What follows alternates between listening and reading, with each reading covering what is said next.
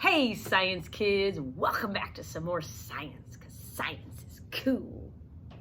We are going to continue our discussion on nocturnal animals, but this week I have a special animal. It's not a mammal, it's not a bird, it's a bug. Yes, even bugs can be nocturnal. Well, of course, right? What are the bats eating otherwise, right? A lot of those eat bugs. So this is kind of a crazy critter that when it becomes an adult, it looks different than when it was a baby. They don't look the same. It turns out the babies are not nocturnal, but the adults mostly are. Of course, what am I talking about that changes from a baby to an adult?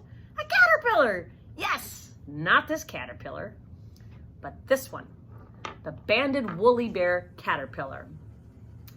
The banded woolly bear is very, very common in Minnesota, especially now in the fall.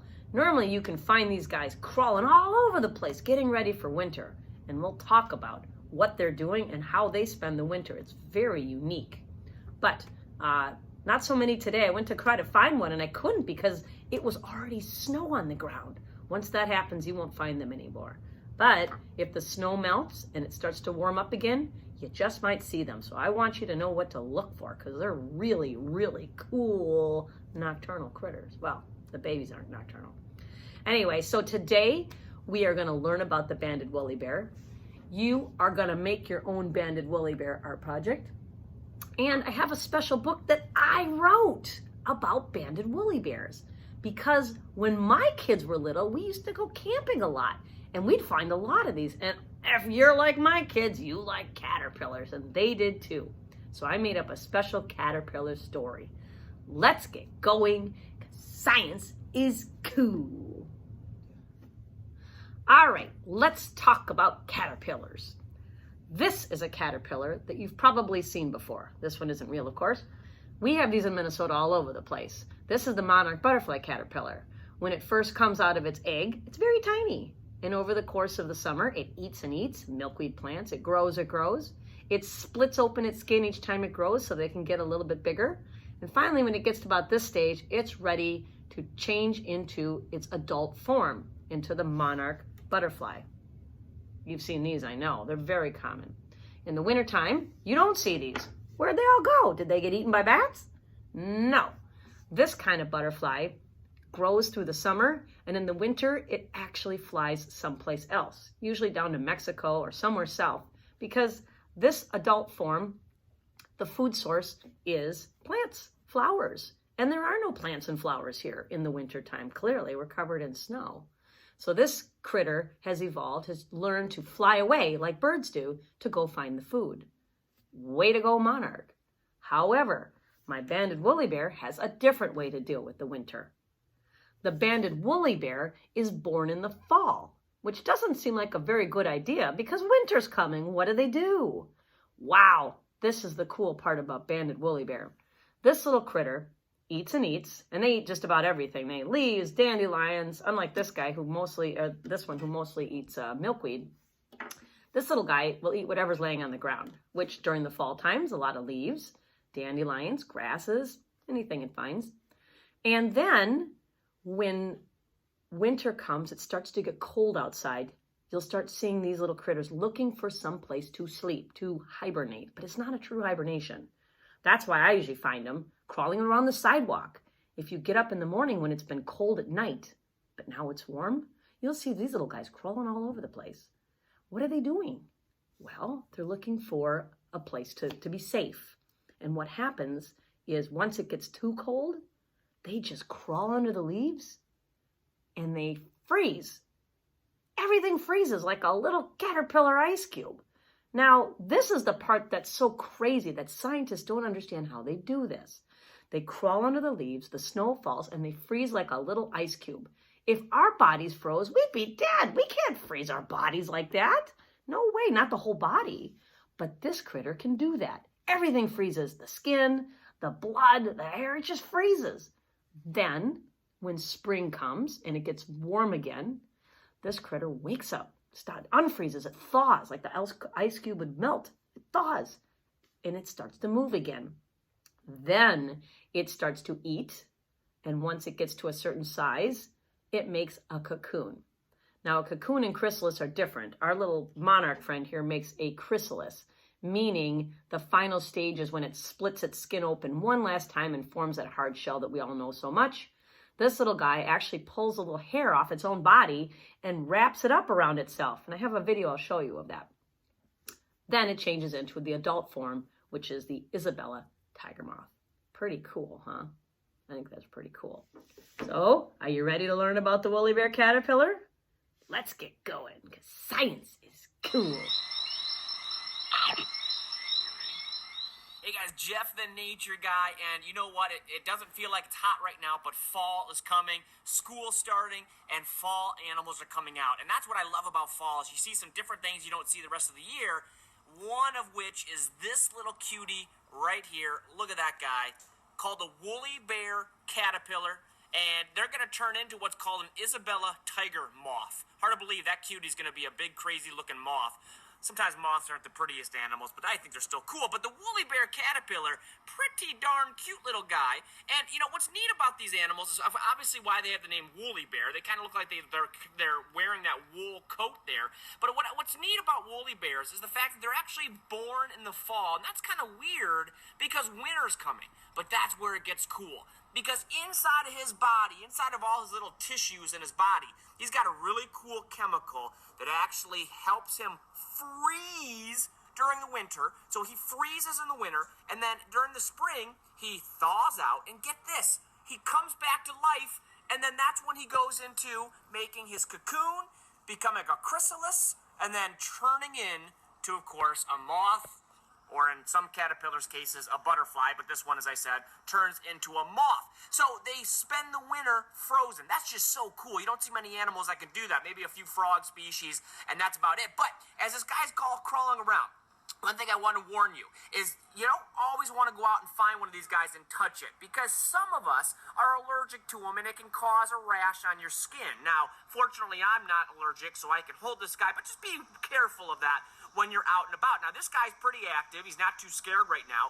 If he was scared, what he would do is he'd roll up into a ball, a lot like the millipedes do that I've shown you before. That's what this guy does, too. He rolls into a tight ball and just hopes that you don't eat him. But just like any moth or butterfly, as I said, this guy will spin the cocoon in the springtime and, of course, open those big, giant wings. Now, this guy's not very picky when it comes to eating either. He's going to eat things like fallen fruit, maybe some leaves out there, of course, and he's going to make himself nice and fat so he can survive the winter without eating. But what a beautiful little critter. And, you know, the cool thing about these animals is that for a long time, it was believed that you could actually forecast the winter, how severe the winter was going to be, by looking at his colors. You see, he's got black, brown, and black. A lot of people believe that the bigger that brown spot was, the worse the winter was going to be. The narrower, the better the winter was going to be. Now, looking at this guy, he's got a pretty big brown spot. So, if you believe it, then this guy says it's going to be a severe winter. However,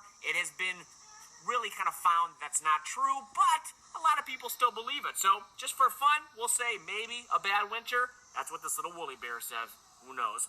Anyway, until next time, guys, look for these guys out and about. Fall is coming. Certainly, the woolly bear is a sign of that. Until next time, I'm Jeff the Nature Guy here at Zoo Montana. We'll see you at the zoo.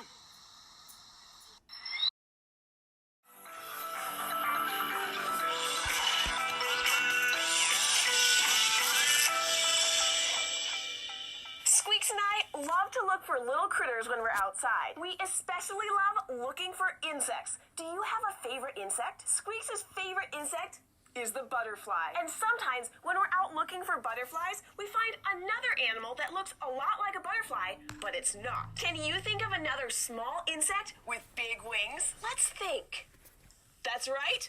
A moth. Moths and butterflies look a lot alike, but there are ways to tell them apart. And if you put all the clues together, you'll be really good at telling which is a butterfly and which is a moth. So how can you tell them apart? First, look at the antennae. Antennae are the two things that stick out the top of the insect's head. Butterflies and moths use their antennae to sense things in their environment, like finding other insects or feeling around plants. But their antennae look different. A butterfly's antennae are long and smooth, with a tiny hook or bump at the end. But a moth's antennae have a bunch of little hair-like things sticking off of them, making them look kind of like feathers. Okay, So the antennae are the first thing to look for. What else can help us tell these two apart? Well, it's helpful to think about what time of day you're seeing them. Moths and butterflies are active at different times of the day. Moths usually like to be out at night, while butterflies are awake in the day. So if you see a beautiful flying insect landing on a flower on a sunny afternoon, it's probably a butterfly. But if you see a small insect flapping around a porch light at night, it's probably a moth. And here's another clue. Butterflies and moths sometimes rest their wings in different positions. Moths will often rest with their wings spread out flat, but butterflies usually rest with their wings held up together. But it can be a little tricky to tell them apart this way. For example, butterflies sometimes open up their wings and lay them flat to soak up the warmth of the sun, so it could be mistaken for a moth. But it's still a good clue to look for. Now, so far, we've only talked about what moths and butterflies look like as adults. But you probably know that moths and butterflies don't always have wings. They both start out as caterpillars. And you know what's really cool? You can tell moths and butterflies apart by how they spend the time between when they're caterpillars and when they're adults. When a moth is changing from a caterpillar to an adult moth, it forms a cocoon. This is a special silk case that the moth spins around itself. Inside the cocoon, the caterpillar will turn into an adult flying moth. And just like a moth's antennae, cocoons can look a little fuzzy. Butterflies also change inside a special case, but theirs is called a chrysalis. Butterfly caterpillars don't spin their chrysalis out of silk like moths do. The chrysalis is actually a hard layer of skin, so it looks smooth. Inside this chrysalis, the butterfly caterpillar will become an adult butterfly. So even though the cocoon and the chrysalis do the same thing, they're made of different stuff and they look different. So now that we're experts on how to tell the difference between a butterfly and a moth, do you want to test our skills? Let's play moth or butterfly. Take a look at this picture. Can you tell whether it's a butterfly or a moth? Let's try to remember what makes them different. Do you remember the first thing to look for? Right, the antennae. These antennae look pretty smooth, not fuzzy at all. And look how the insect is holding its wings. They're up, not laying flat on its back. I think it's a butterfly. Do you agree? We're right, it's a butterfly called the blue morpho butterfly. Let's try another one. Wow, that's pretty. Take a look at these antennae. They look like tiny feathers, and those wings are laying flat against its back. I'm pretty sure that this is a moth. Yes, it's the Luna moth. Okay, now this one's tricky. We're definitely looking at the in-between stage of a butterfly or a moth. It's either a cocoon or a chrysalis. I remember that cocoons are spun out of silk by moths, so they should look kind of fuzzy and fluffy. But a chrysalis is a smooth, hard outer skin. This one looks like a chrysalis to me, so I think a butterfly is inside. Yes, it's actually the chrysalis of a monarch butterfly. Nice work, guys. I think we've gotten pretty good at telling the difference between a butterfly and a moth. Thanks to Wyatt for writing in and asking us this question. Do you have a favorite insect or other kind of animal that you'd like to learn more about? Just get help from a grown-up and ask us in the comments below, or send us an email to kids@thescishow.com. And we'll see you next time here at the fort. Here is a time-lapse video of a woolly bear making a cocoon. I didn't take this video, I got it off the internet. The woolly bear is actually pulling the little fibers from its own fur, its little fluffs, to make this cocoon. That says hours later. You can see that it doesn't get very far very fast, so maybe this process takes a day or two, I'm guessing.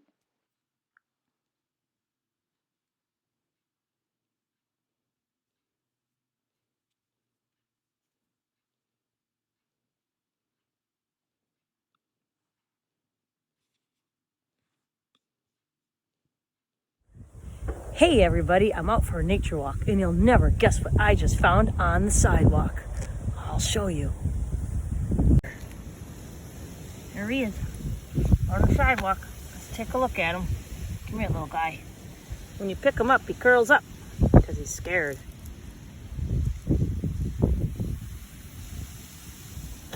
Come on, little guy. I'm not gonna hurt you.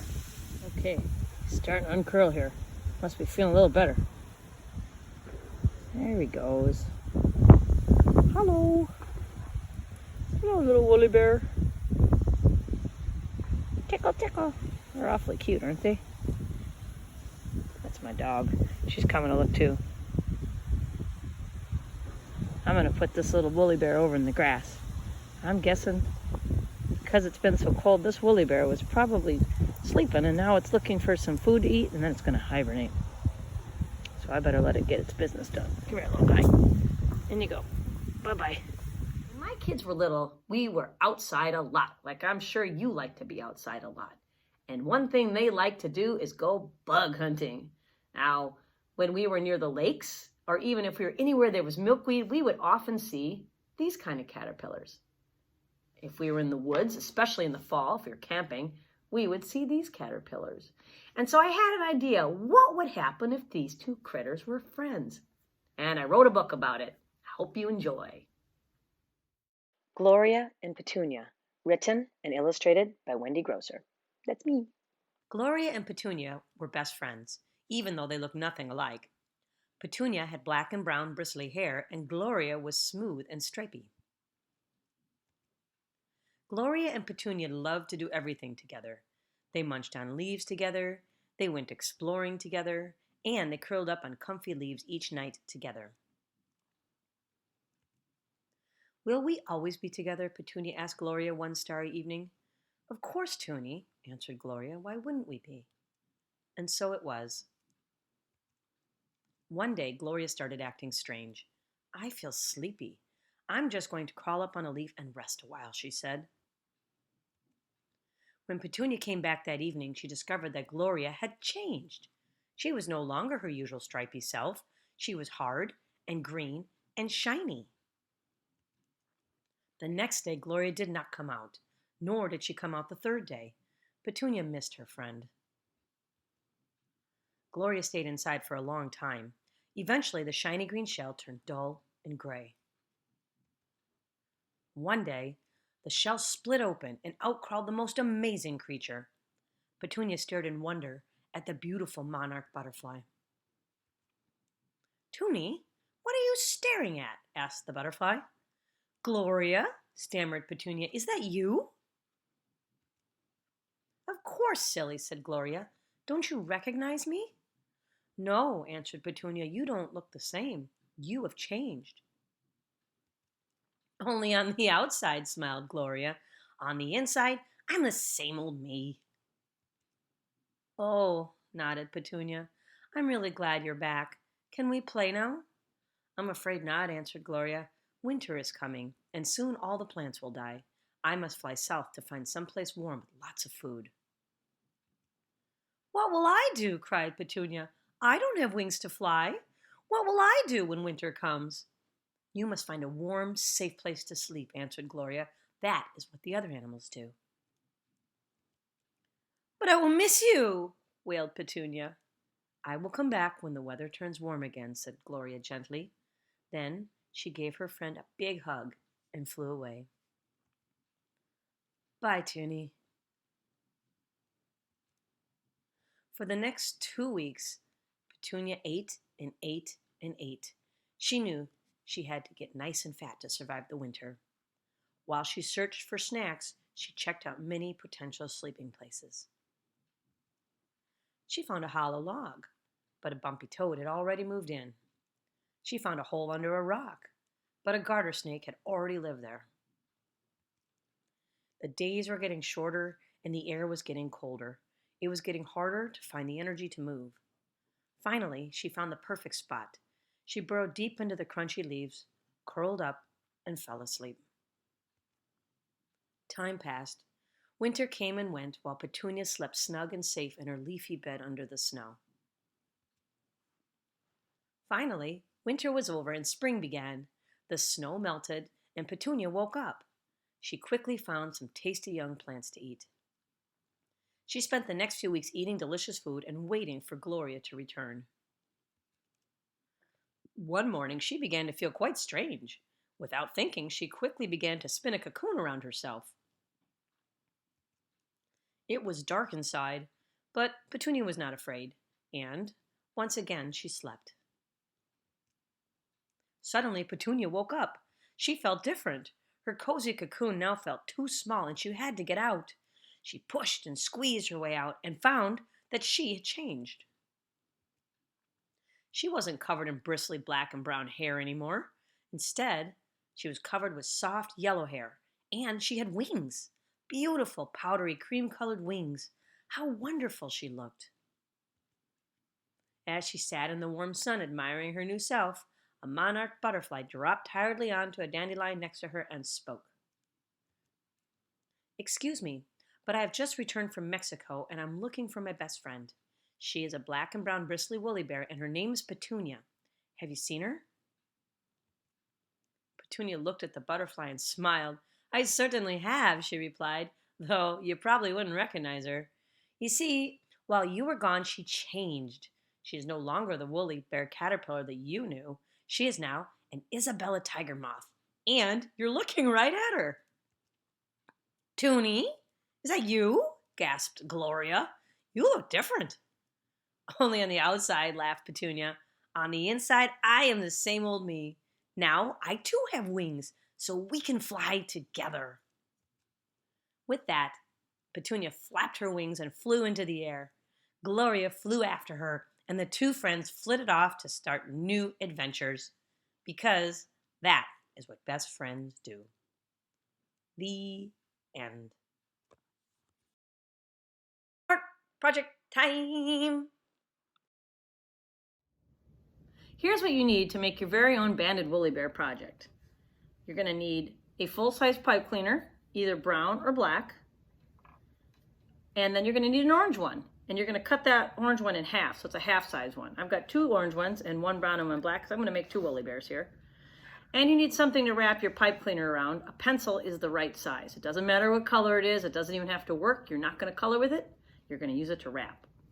So the first thing you're going to do is start with the dark color. Take your pencil and pinch your pipe cleaner on this so it doesn't fall off. And now take and wrap it, pull it tight. Around, around, around. This can be a little tricky, but I know you can do it. Around, around, till you get to the very end. Okay? And then just kind of tuck that. Those ends of pipe cleaners can be a little pokey. Then you're going to go to the middle, even though there's some gaps there. We're going to go to the middle and spread it out just a little bit like that. And we're going to just wrap our orange one around there. Around, around, around. See? Push the whole thing together, squish, and then pull it off the pencil. I've made a brown banded woolly bear. And you can give that a nice squish so it's not quite so stretched out. I can do the same thing with black. Remember, pinch the pipe cleaner so it doesn't fall off. And then just wrap it around, around, pull it tight so that's tight on the pencil.